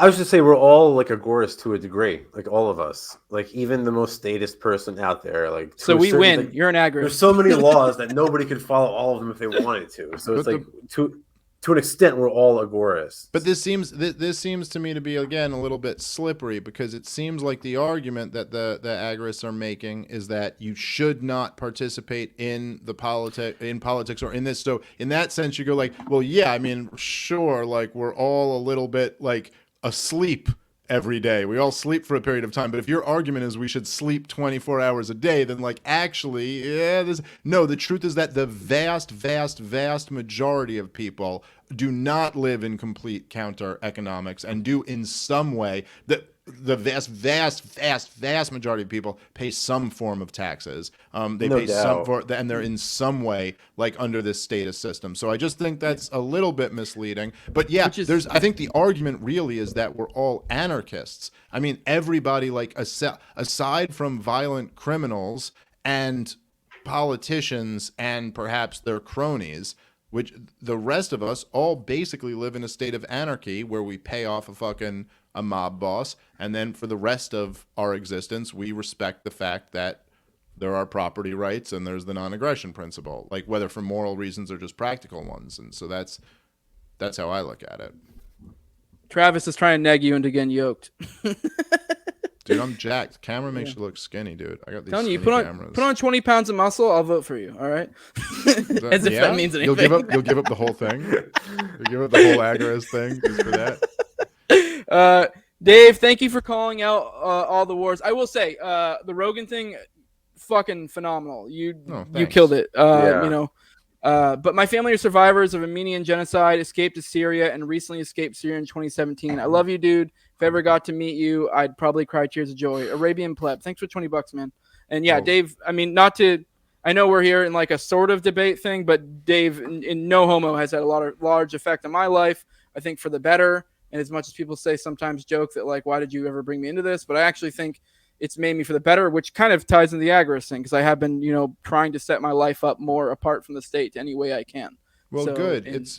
I appreciate that from the commenter. That was very nice to say. And you don't have to cry if we meet. We could just like have a beer or something like that, or maybe not make a it beer. weird. If you're a Muslim, I didn't mean to insult you with a beer. We could just like have a soda or something. But and I appreciate that, Jose. But I also think that there is a little bit of a point to that might, is somewhat relevant to the debate. Is that it's like, yeah, dude, like the more people you introduce to these ideas, you're probably going to get a lot more Agorists as well, which would probably be good for the Agorist movement. All right, now, sorry, I didn't mean to cut you off there. I want you guys, each of you, and I'll even give my critique of your own position.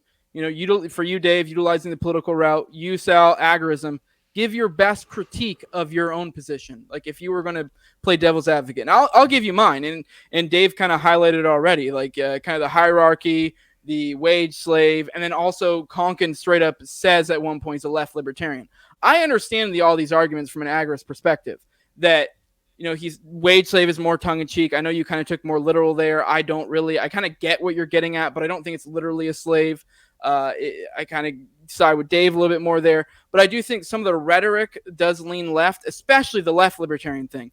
And especially the I'm a leftist part. Yeah, exactly. But the problem was what most people don't realize, not to go into a deep dive, when he said left libertarian, he was not using it in the way that in a colloquial sense we would define left and right. He was meaning it in not utilizing the state. But the problem is in modern day context, people read that a certain way and they go, "Oh, left libertarian," and then now you floodgates open. No, I don't know that you're right. I don't know that you're right about that. I'm sorry. I'd have to like do some more like fucking contextual research into this, but I don't think you're right about that. I mean, the context I actually think might be worse. The context of left libertarian is referring back to the term libertarian before Murray Rothbard reappropriated the term, which straight up was like an anarcho-syndicalist, like Noam Chomsky type term. So the fact that he's saying he's a left libertarian and also opposes wage slavery, which I do not think was tongue-in-cheek, that puts him more in the category of like being like some like French libertarian fucking anarchist type, which is not at all what people who believe in private property are talking about.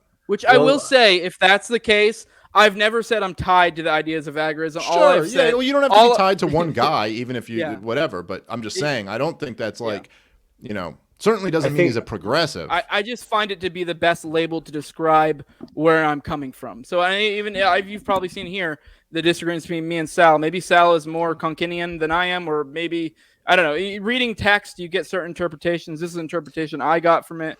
I got the interpretation when he used left, he meant to mean it in the old, not necessarily in like a syndicalist way, but in like a not utilizing the state. That's how I read it. And so that'd be my biggest critique, that ends up leading to naturally attracting left libertarians or lefties in general. And then you end up having this ideology that's kind of flooded with people who haven't really read the work and then just or did read the work but interpret it through their lens as a left libertarian or leftist or whatever. And I think that does have issues for the larger movement, the movement at large, if you will. So, well, the term left libertarian, the reason why Agorism is considered a left anarchist philosophy is because the original anarchists were all leftists, right? Like Proud Dune and all those guys up till Tolstoy, they were all leftists. None of these people were like private property anarchists. And really, we can't really blame them for it, because if any of us existed in the pre-Misesian era, we probably wouldn't be able to figure out business cycle theory either. So that's one reason why. But another reason why is because, like Jose said, all left libertarians traditionally have had an anti-political approach, whereas right libertarians have had a greater tolerance for politics. And then the third reason why is Agorists have a class theory, unlike NCAPs, who don't have a class theory whatsoever, by the way. We actually think that Marx was right insofar as identifying two actors in class theory. There's like this binary division that Marx identified that was correct. He just happened to identify the actors incorrectly. He said it was like the proletariat versus the bourgeoisie, when in fact, really, like the worker and the entrepreneur have a sort of symbiotic relationship. And we know that from like Bombay work and later Hop. So like, again, it's anti-political. The founders of anarchism were leftists, and we have a class theory. So that's really the three main reasons why we get painted as leftists, which is a term, by the way, that I embrace, frankly. Well, okay, so I think that again, I mean, the wage slavery stuff is just pretty nutty to me. I mean, it's like the idea, like even as Sal made earlier, the idea that, you know, taxpayers are, you know, slaves or unlibertarian, fine, but in any type of free situation, all of the evidence points to the fact that you're going to have people who sell their labor, and that's been true with every degree of freedom that human beings have ever had. I mean, I suppose you could guess that that'll just magically stop if we get more freedom, but I don't think there's any evidence to back that up. I would agree with you that, yeah, I'm not expecting Proudhon to have figured out the, like, you know, Misesian, like, price calculation problem, but it's really not that hard to figure out that some stuff belongs to other people and some stuff belongs to you. So the idea of just using that as an excuse to, like, oh, there's no way we could have figured out property rights. The theory of property rights predates all of those guys by thousands of years. So I just don't, like, I think, and you know, it's kind of the fundamental principle to all of libertarianism. So I'm not really ready to just like be like, oh, it's no big deal whether you were really for the property thing or not. Hey, you know, that's pretty huge. And I don't agree with you, and I think you just proved your own point that no, Hoppe does have this whole class theory. Jeff Dice at the Mises Institute talks about this all the time, the imposed versus the opposed upon, and I think that that's a different way to basically say what is, I almost think that it's inherent in libertarianism, or at least it's just one step away from deducing it, that of course the two classes, not that this defines everything as Marx kind of idiotically insisted, but the idea that, yeah, there's one group of people who initiate violence against peaceful people, and then their cohorts, and then there's the peaceful people who are coerced, and that pretty clearly sets up a dynamic where there is this class system. However, what I think libertarians should recognize is that class system is not as neatly cut up as much like a lot of leftists would like it to be, and in fact, like billionaire CEOs could very easily be in the imposed upon class rather than the imposers. Not quite often in our society, they're on welfare, but regardless of that,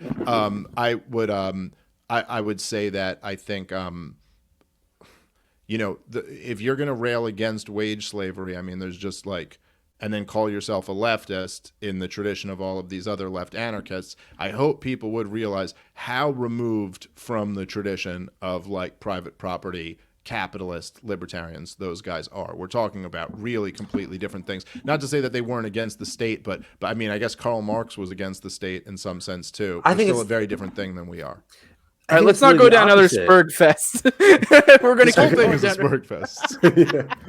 All right, Sal, I want to hear from you an honest critique of agorism if you had to give one. So, like, this is more of an intellectual honesty test for all of us, of like if we're able to give critiques against our own position. So I want to hear what if you were to argue against yourself, what your best critique against agorism would be. And we'll do the same thing for Dave with utilizing the political system. So I don't know. Can I go second? Because I really have to think about it. All right. That's okay. You can. Well, I guess. Look, I mean, there is opportunity cost to everything you do, and I'm trying to make like the best, educated guess about what I think will provide the best thing, But I guess the biggest critique of this is that I could be getting that wrong. And that's quite possible. I mean, I think about all this shit, like, all the time. I don't know. Maybe I never should have started reading these fucking books. I should have just been a fucking comedian who's, like, kind of fucking, like, I don't know. I probably, like, in the Kaufman sense, I probably would have ended up being a comedian who was calling out all the bullshit and crazy shit anyway. I wouldn't have had this libertarian theory behind me, but maybe that'd be better. Maybe that would have been better for the world.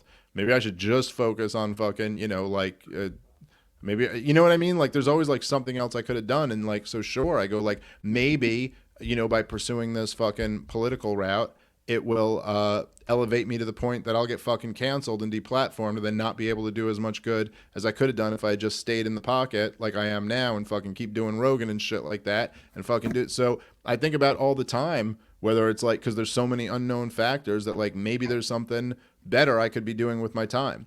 But, I guess what I come back to is that the more I think it through and think about all the things, it's like, okay, well, no, I think there's a stronger argument for this. But there's like, yeah, there's no question. Like, I could be wrong about this strategy.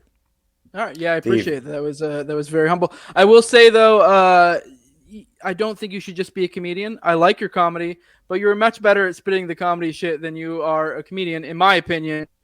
That's kind of backhanded compliment. You are funny, but you are very good at spitting the liberty shit. So it's debatable. I'm a very good stand-up comic. I don't know. I heard someone say Robbie's better, but yeah, that's a lie. Robbie wouldn't even tell you that. Well, Robbie's a very good comic. Rob's getting real strong. He's making me work when he opens for me these days. Yeah. All right, Sal. Let's see if you can pass the intellectual honesty test. So yeah, but first of all, I agree with Dave. I think that you actually bring up a really good point that I hadn't even actually brought up yet. But, like, think about, like, George Carlin, like, or Bill Hicks was the guy's name. Like, think about the effect that they had at criticizing the political system, but they didn't do it from running for office. They did it from their comedic platform, which is sort of the same thing. But not to go back down that criticize your own position, all right? Right. Okay. Intellectual honesty failed. No, I think, look, agorism is risky to the individual. There's no way of getting around that. It's something that, look at Ross Ulbricht. You're doing double life plus 40 for creating a website. So it's like it's risky, no doubt about it. And I think risk is sort of something that's subjective to the individual. Like, how much risk somebody has will depend on where they are in life, if they have kids, if they have obligations, responsibilities, how old they are, things like that, how much money they have. So, like, there's always that to consider. But again, I think that's sort of a feature, that's sort of a byproduct of the effectiveness of the strategy, because it's like they're going after us because it's working. They're not attacking, like, the people running as a Republican. They're not attacking as, I guess they are in a certain sense. Yeah, they are. But not as much as they're not giving them double life plus 40. Like, they're not doing what they're doing to Cody Wilson. You know what I'm saying? It's like, so yes. Like, so in other words, I guess just to sum it up, agorism is risky, and, like, you got to be careful. All right, let's hit up the super chats. So now's your last chance for super chats. We'll probably get out of here. We're getting a little long here. So, but this has been fun. Dave, come on my show from O'Donnell for Liberty.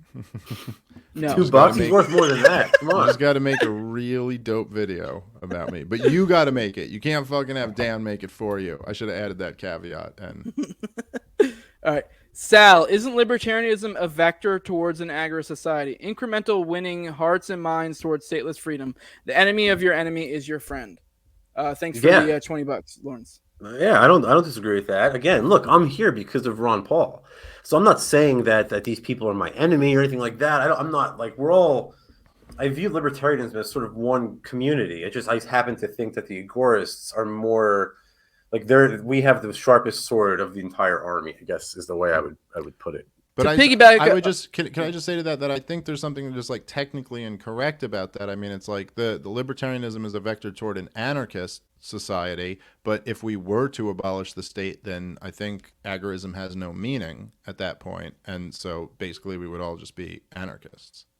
Right. Yeah. Right? I mean, you can't do I mean, it's sort of counter-economics if semantic. there's no state. Yeah. No, but I'm just making the point that the whole idea of agorism presupposes that you're living under a statist like society and that you're avoiding that state. Yeah. So the idea is that what we're all talking about here is a world of what I think, at least I'm talking about private property based, based on self-ownership and the just acquisition of property, that a world based on private property and the non-aggression principle is what the end goal is for all of us. I would say that I think Conklin would say that because the whole idea of agorism is to enter the agora, the open marketplace. Right, so that right. would just be you achieved it essentially. But I do want to point out something. I don't remember. I think it might have been Dave that brought up that, or no, Sal, that we're all on the same team. That's one thing to keep in mind with your thing. Like we may have differences in praxis, but at the end of the day, we all have the same end goal in mind, and we're just trying to help each other out. So at the end of the day, we're all friends here. I mean, unless you're an absolute cunt about it, I guess. But all right, I think libertarians could make more of an effort to reach the same types of people Eric July is reaching right now. Dave especially could gain a lot of momentum in those circles being a comedian. By the way, great hosting, Jose. Thank you. What do you want to reach out to black people? I don't know what you're getting at. Not interested. I'm just kidding. Sorry. Well, no, but I mean, it's not just like black people. Like Eric July fucking hits a whole audience of like, Yeah. he's like a big, he's big into like comics and shit like that. And as a whole, but I'm not into that shit. So I don't know. I'm probably not going to talk to those guys as good as he does. He also And he's reaches the already doing- neocons. Yeah, Eric is a fucking monster, dude. Like that guy's like a real unique human being. Like he's like a great singer and rapper, and then also is like has theory down perfect. Like he's a monster. But I couldn't do it exactly the way he does it, but I kind of can do it the way I do it. So I don't know. I mean, I try to reach as many fucking people as I can, but. That guy, he's killing it, man. So I fucking have nothing but I admire the shit out of Eric July. His minimum wage video that he initially got big off of was I remember that. Yeah. Yeah. Excellent. All right. Well, I know how much time you guys have. We're out of super chats. I don't know if you guys. One more thing I was thinking about asking, but if you guys don't have the time, we won't. I was gonna have you guys ask a question of each other. If not, if you guys don't want to bail, that's fine. Just let me know. But if you think we have enough time for both of you to ask a question to each other, I think that'd be good too. That's up to you guys. So shit, we can do that. I just got to think of one.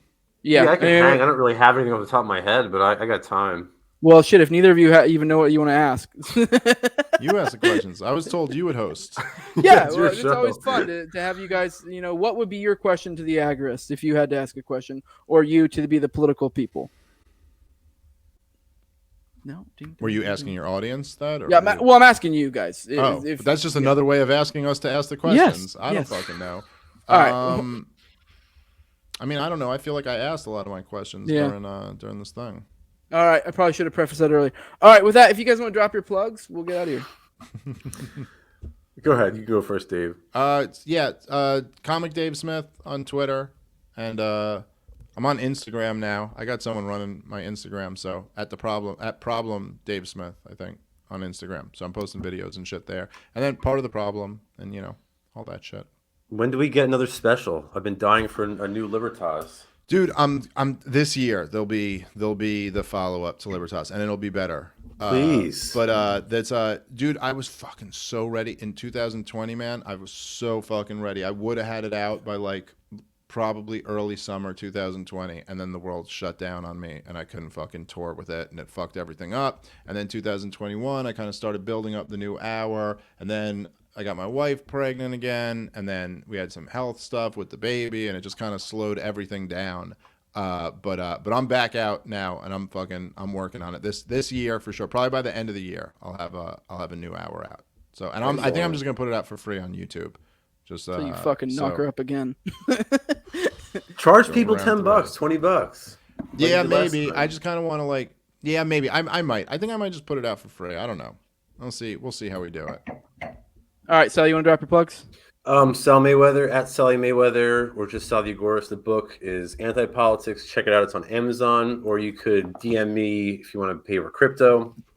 3dprintergobird.com for 3D printers. You can pay with crypto to avoid KYC payment platforms, although honestly I don't have any inventory right now. I'm waiting on I've got some supply chain issues and shit. And agorathreads.com for anarchist and agorist apparel, clothing, stuff like that. All right. Well, if you guys want naked cats, I'm here in Florida. Hit me up. This is the No Way Jose show. This is on YouTube. This is what agorism leads to. All right. Hey, Stay away. I could break down the economics for you, and you might change your mind. I mean, maybe not you with your big baller money. But this is the No Way Jose YouTube, or you can find me on YouTube, all the major audio podcatchers, Odyssey as well. If you want to follow me on Twitter at 2020 No Way Jose. Patreon.com, just No Way Jose 2020s. If you want to give me money, I like money. Give me that. Like, share, subscribe, comment, all that good stuff. I really appreciate you guys coming. This has been great. I definitely thank you guys for helping me out along this path. And this has been I wanted to do this months ago, and I'm glad I finally, with my diplomatic fucking acumen, I was able to set it up. So Thank you. Well, thanks you to both setting you it up. guys. I really enjoyed it. yeah, it was fun. Same. All right, with that, we're out.